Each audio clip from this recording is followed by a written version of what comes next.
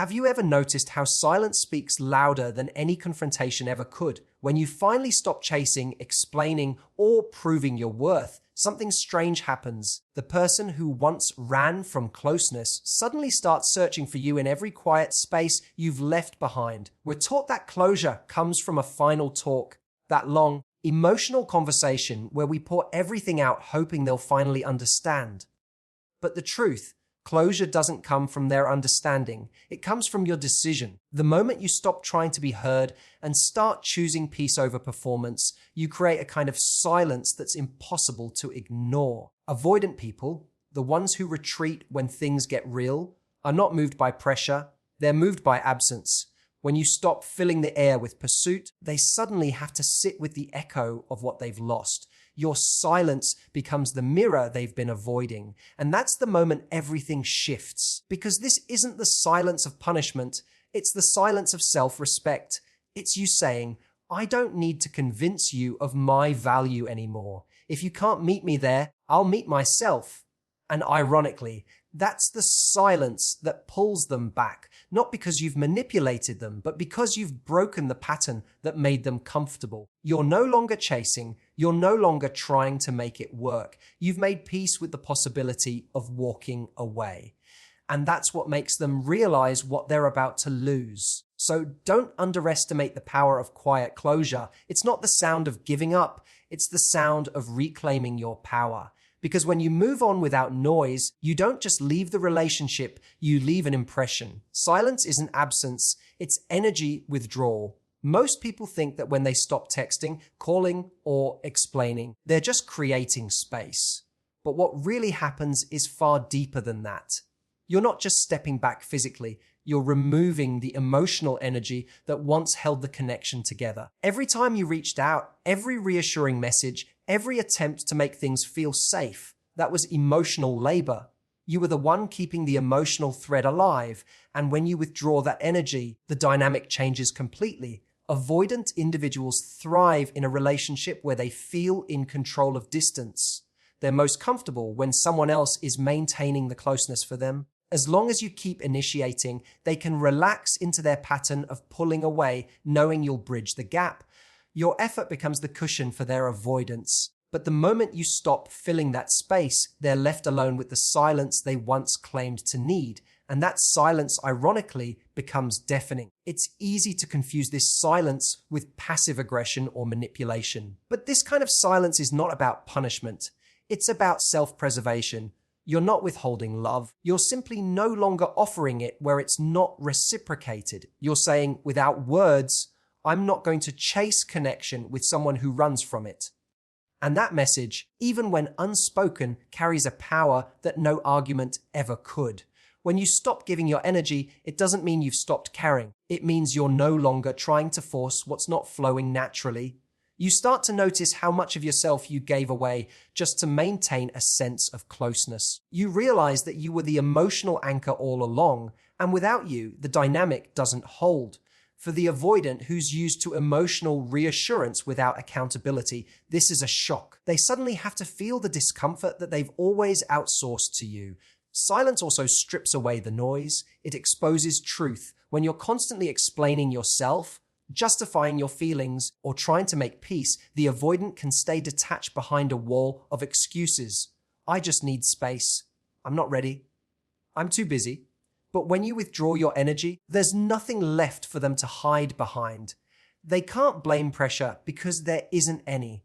They can't point to conflict because you're not arguing. All that's left is the reality of their own distance reflected back at them through your calm. In this space, something interesting happens. The avoidant starts to feel the emotional contrast. They go from feeling suffocated by your presence to feeling the coldness of your absence. Not because you've disappeared, but because your warmth is no longer available to them. What they once took for granted now feels uncertain. That emotional availability they assumed would always be there suddenly isn't, and the stability they thought they didn't need becomes the thing they crave. When you withdraw your energy, you're also reclaiming your emotional boundaries. You're showing that your attention is valuable, that it's not something anyone can take for granted. You're reminding both yourself and them that your love is not endless currency. It's a privilege that must be earned and maintained. This realization doesn't just change how they see you, it changes how you see yourself. You begin to recognize that real connection doesn't require constant effort from one person, it requires balance. And this is where the quiet shift occurs. The avoidant, who once saw your efforts as pressure, begins to associate your silence with loss. They start replaying conversations in their mind, wondering if you've stopped caring, if someone else has your attention, or if they misjudged your commitment. They may not say it out loud, but they feel it, the subtle ache of missing the energy that once surrounded them. The beauty of this silence is that it teaches through experience. The avoidant has to confront the emotional reality they've been avoiding. You don't have to lecture, plead, or prove your worth. Your absence delivers the message more powerfully than words ever could. Because silence, when it comes from self-respect, doesn't create distance. It creates clarity. It reveals who values your presence and who only notices it once it's gone. Closure is a decision, not a dialogue. So many people chase closure like it's something they can extract from another person. A final conversation, an apology, an explanation that will finally make the pain make sense. But waiting for someone else to give you peace is like standing outside in the rain, hoping the storm will stop because you've asked nicely. Closure isn't granted, it's chosen. It begins the moment you stop looking for answers in the same place that hurt you. When you base your healing on what someone else says or does, you hand them the keys to your peace. You make your emotional stability dependent on whether they're willing to show up, admit fault, or validate your experience. The problem is that many people, especially avoidants, are not capable of giving you the kind of clarity you want. They avoid emotional accountability not because they want to hurt you, but because facing the truth makes them deeply uncomfortable. They'd rather disappear, minimize, or rationalize than confront the emotional impact of their behavior. So when you go looking for closure from them, you're essentially asking for something they don't have the capacity to give. True closure comes from acceptance, not explanation. It's the quiet understanding that you may never know why things happened the way they did, and choosing to move forward anyway. You don't need to understand every detail of their behavior to find peace. You only need to understand what it revealed about your needs, your boundaries, and your worth. Sometimes the real closure is realizing that someone's silence or distance is the answer. You don't need a final talk when their actions already spoke volumes. There's a moment in every heartbreak when you stop trying to fix it and start trying to free yourself. That moment doesn't come with fanfare. It's often silent, even private. It's the day you wake up and decide that you're done rehearsing conversations in your head. You're done trying to find the perfect words that would have made them stay. You're done searching for reasons that justify their choices. That's the real closure, when you no longer need to rewrite the past to make it feel fair. When you make closure your own decision, you shift from being the one waiting to being the one choosing. You take your power back, you stop standing at the emotional door of someone who walked away and start walking yourself through a new one. You realize that peace doesn't require permission. You can let go without their apology, without their understanding, without their final words. You can choose to release the story, even if it never got the ending you wanted. This kind of closure is not an act of coldness, it's an act of self-love. It says, I don't need you to fix the way I feel. I can heal myself. It's maturity in motion, the ability to move forward even when things remain unfinished. It's accepting that not every connection is meant to be resolved through conversation. Some are meant to be resolved through reflection, when you realize that you start to detach from the need to win, or to be understood. You begin to value your inner calm more than external validation. And something powerful happens when you choose closure for yourself. The emotional hold that person had over you begins to fade. You stop replaying old memories trying to find the turning point. You stop fantasizing about a moment of clarity that will suddenly make everything okay. You start to feel your own energy coming back to you, piece by piece, as you redirect your focus from them to yourself. You begin to rebuild not from the story of what they did, but from the story of what you learned. Closure as a decision is the moment you stop asking why and start asking what now. It's shifting from seeking reasons to seeking direction. You may still care, still remember, still feel the sting, but you're no longer ruled by it. You've stopped waiting for them to give you peace. because you've realized you already have everything you need to create it yourself. That's when the past loses its grip, not because it suddenly makes sense, but because you've decided it doesn't need to anymore. Self-respect is more magnetic than persuasion. There's a quiet strength that radiates from someone who knows their worth, not the kind of worth that demands recognition, but the kind that exists independent of anyone's approval. When you stop trying to convince someone to value you, you shift the energy in the connection completely. Persuasion chases, self-respect attracts. One tries to prove something, the other simply is. And people feel that difference immediately, even if they can't explain it. When you try to persuade someone to see your value, you're operating from a place of fear. The fear that if you don't explain yourself well enough, show enough effort, or prove your loyalty, you'll be overlooked or abandoned. But that fear-based energy is exhausting. It communicates on a subconscious level that you don't fully believe in your own worth. It says, I'll keep earning my place here until you decide I'm enough. And the more you chase validation, the more it slips away. The person on the other side feels that imbalance. They feel that you're seeking their approval, and that makes them step back because validation begged for never feels inspiring. It feels heavy. Self-respect flips that dynamic. It says, I know what I bring, and I won't beg for you to see it. It's calm. It doesn't chase or demand. It creates a boundary without hostility, and in that calmness lies power. When someone senses that you're not willing to shrink to fit their comfort, you become infinitely more intriguing. Your energy says, I'm here by choice, not necessity. You no longer seek connection as a form of validation, you seek it as a reflection of mutual value. That shift changes everything. In relationships, especially with avoidant types, persuasion often becomes a habit. You find yourself explaining your feelings, your intentions, your pain, trying to be understood so that closeness can return. But persuasion doesn't build attraction, it builds dependence. The more you try to convince them to care, the more they associate you with pressure rather than peace. Self-respect, on the other hand, removes that pressure completely. It doesn't say, look at what you're losing. It says, I trust you to see my worth, and if you don't, I trust myself enough to walk away. That confidence disarms people. It doesn't push, it invites reflection. When you stand in self-respect, you no longer over-explain. You don't chase clarity through someone else's lens. You define it through your own. You start making choices that align with your standards instead of your fears. You stop accepting crumbs because you realize you deserve consistency. You no longer tolerate confusion disguised as emotional complexity. You know that if someone truly values you, their effort will show it. If not, you won't try to earn what should flow naturally. That mindset, though subtle, creates an undeniable shift in how others perceive you. People are drawn to those who seem grounded in their own worth. It's not arrogance, it's alignment. You're not trying to prove you're enough, you're simply living as though you already are. That creates a sense of safety, admiration, and even curiosity in others. They begin to wonder what makes you so centered, why you're not seeking validation like most people do. It makes them respect you, even if they don't fully understand it. And for avoidant personalities, who are often drawn to emotional independence, this energy is particularly magnetic. Your calm detachment awakens something in them. A recognition that they can't control your emotions anymore. You've stopped playing the game of pursuit and retreat. You've reclaimed your balance. Persuasion tries to win attention, self-respect holds attention effortlessly. The person who once took you for granted now feels the shift. They sense that your energy no longer revolves around their approval, and that unfamiliarity creates tension.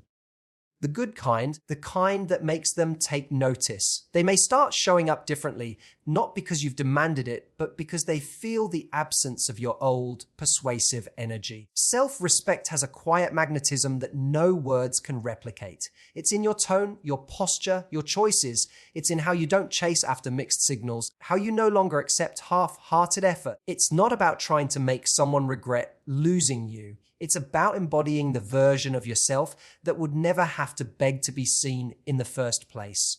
And once you operate from that space, everything about the dynamic changes. You stop being someone who needs to be chosen and become someone who gets to choose. Breaking the chase pattern restores balance. Every relationship has an unspoken rhythm.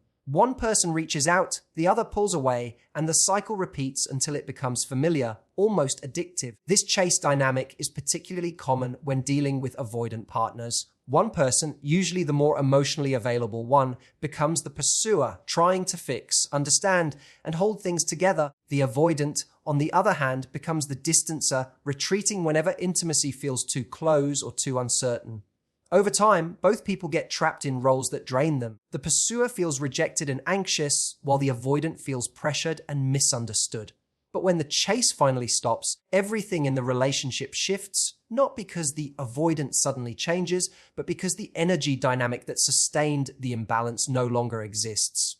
When you are the one doing the chasing, even with good intentions, you end up taking emotional responsibility for both people. You regulate their moods, reassure their fears, and bridge every emotional gap. You start believing that if you can just love them right, say the perfect words, give enough patience, or show enough loyalty, they'll stop pulling away.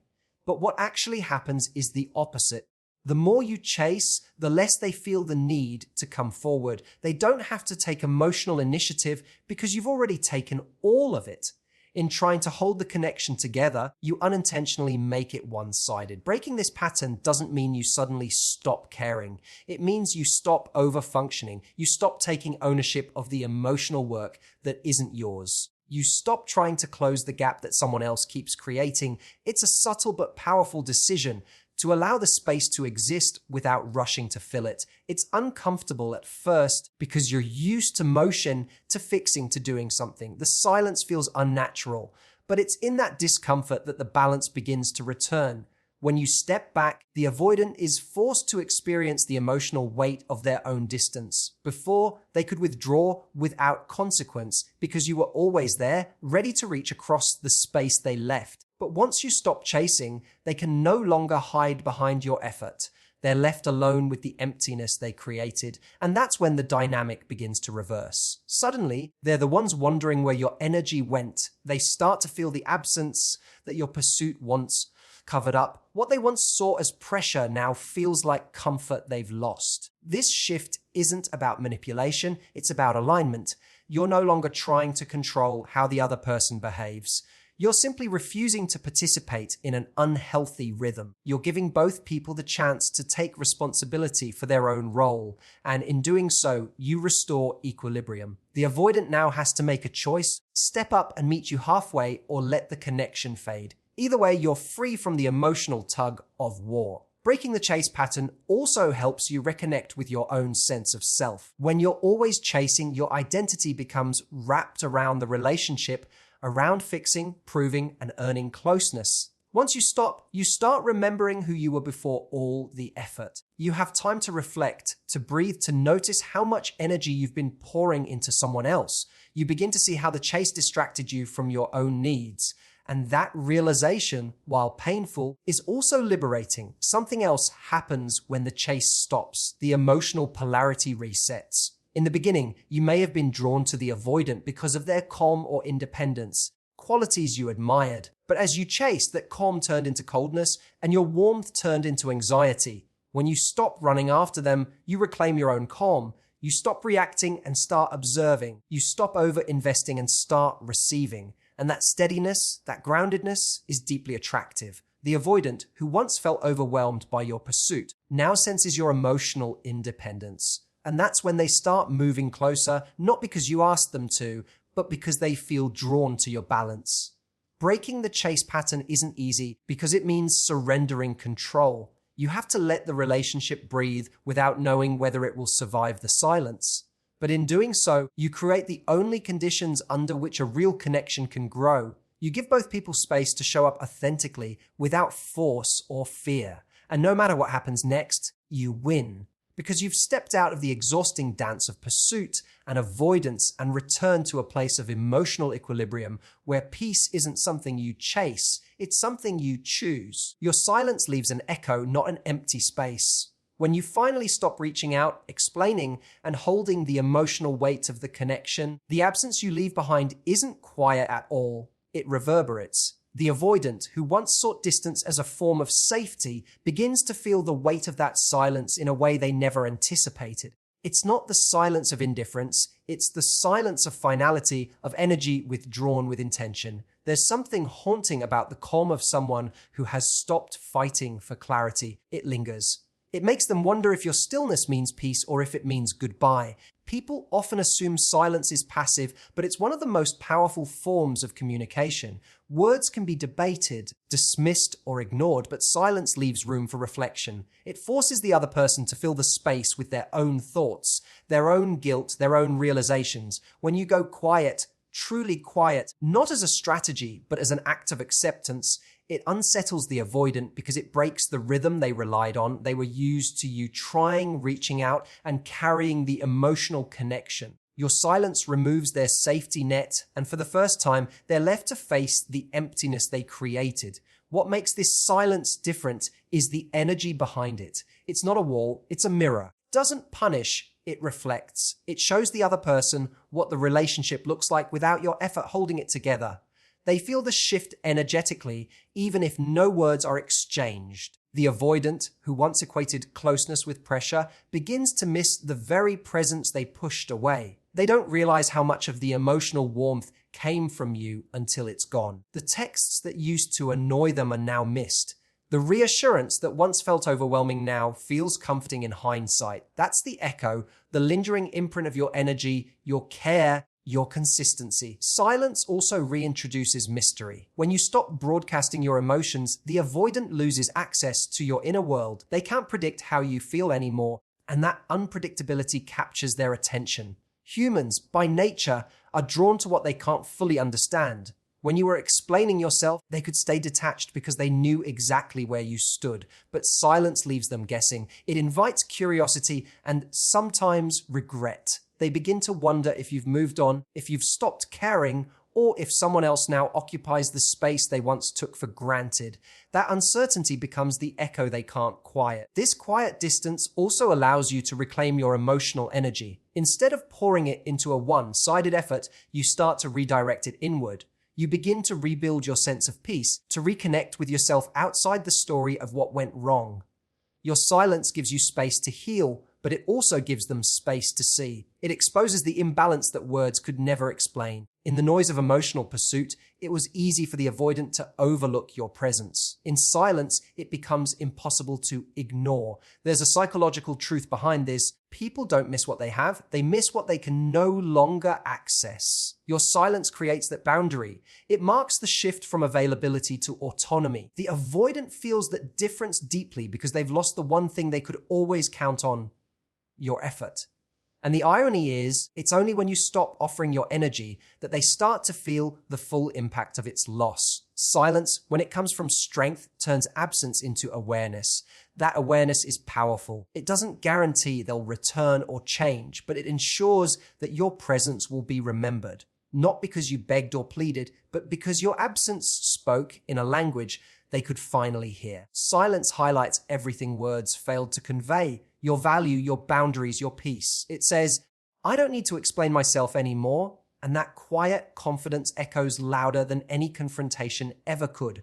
The echo of your silence doesn't fade quickly. It lingers in the spaces where your energy used to live, in their thoughts, in their routines, in the small moments when they realize something feels missing. It's the sound of them replaying what happened, wondering if they pushed too far, if they mistook your love for dependency. It's the realization that your silence isn't the absence of care, but the presence of self-respect. And that echo stays long after the words have stopped, reminding them, and you, that sometimes the most powerful statement you can make is saying nothing at all. When you finally understand the power of silence, something remarkable happens. You stop seeking closure in noise and start finding it in peace. You realize that every unanswered message, every withdrawn effort, every moment of stillness was never a sign of weakness. It was strength taking shape. Silence becomes your boundary, your teacher, and your message all at once. It teaches you that real power doesn't come from convincing someone to stay, it comes from knowing when to stop trying. The avoidant may return, they may not. But that's no longer the point. What matters is that you've reclaimed your voice by no longer needing to use it for validation. You've turned what once felt like rejection into redirection. You've remembered that your energy is precious and that whoever gets to experience it should earn it with effort, consistency, and respect. The silence you once feared has now become your sanctuary, a place where peace replaces pain and self-worth replaces anxiety. And as you walk away from what no longer grows you, you carry something even more valuable than closure, clarity. The clarity that you don't need to chase to be chosen. That love doesn't require losing yourself to keep someone else comfortable. That sometimes the most beautiful endings are the ones written in quiet strength rather than dramatic goodbyes. So if you're standing in that silence right now, unsure of what it means, let it speak. Let it show you what was real, what was worth it, and what it's time to release. Because in that stillness, you'll hear something you might have forgotten, your own power. Thank you for listening, for showing up for your healing, and for choosing to rise above what tried to make you question your worth. If this message finds you in your quiet season, know that your silence isn't the end, it's the beginning of your peace. Take your lessons, hold your head high, and move forward with grace. You've said enough. Now, let your silence say the rest. Thank you, truly, for your time, your heart, and your courage. Until next time, take care of your peace, protect your energy, and never forget that your calm is your greatest power.